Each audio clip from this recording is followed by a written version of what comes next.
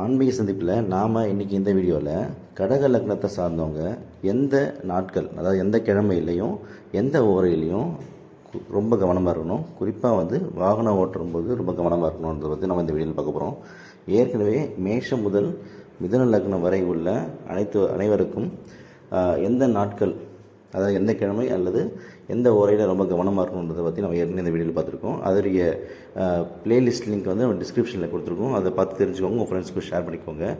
வாங்க நம்ம இப்போ கடக லக்னத்தை பார்க்கலாம். அதுக்கு முன்னாடி நம்ம சேனல் யாராவது சப்ஸ்கிரைப் பண்ணலாம், சப்ஸ்கிரைப் பண்ணிக்கோங்க.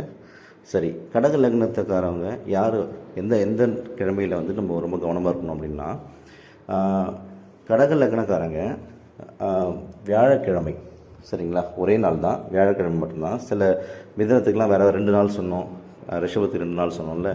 மேஷம் கடகம் இந்த 2 லக்னத்துக்காரங்க மட்டும் ஒரே ஒரு கிழமை, அது குரு கிழமை, அதாவது வியாழக்கிழமை, சரிங்களா. இந்த வியாழக்கிழமை அன்றைக்கி ரொம்ப கவனமாக இருக்கணும்.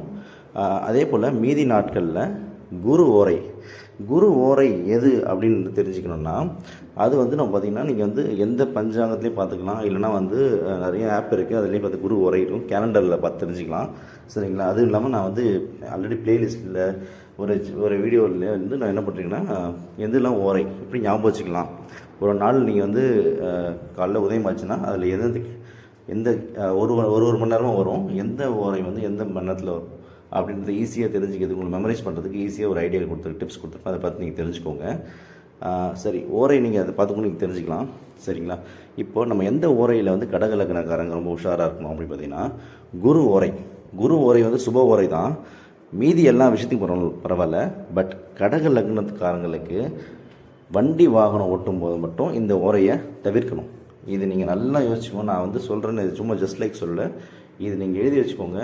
ஏற்கனவே ஏதாச்சும் கடக லக்னக்காரங்க விபத்துக்களை சந்திச்சுருந்தாங்கன்னா, ஆக்சிடென்ட் ஆகிருந்துச்சுன்னா கண்டிப்பாக அது குரு ஓரை இருக்கும், இல்லைன்னா வியாழக்கிழமையாக இருக்கும், இல்லைனா குரு தசாபுக்தி அந்தர சூட்சமும் இருக்கும், சரிங்களா.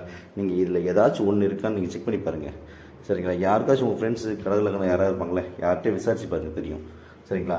இப்போ நம்ம பாஸ்ட் நம்ம செக் பண்ணுறதுக்கு மட்டும்தான். ஃப்யூச்சரில் நீங்கள் ரொம்ப கேர்ஃபுல்லாக இருக்க வேண்டிய தசாபுக்தி அந்தர சூட்சமும் கிழமை மற்றும் ஓரை இதுதான், சரிங்களா.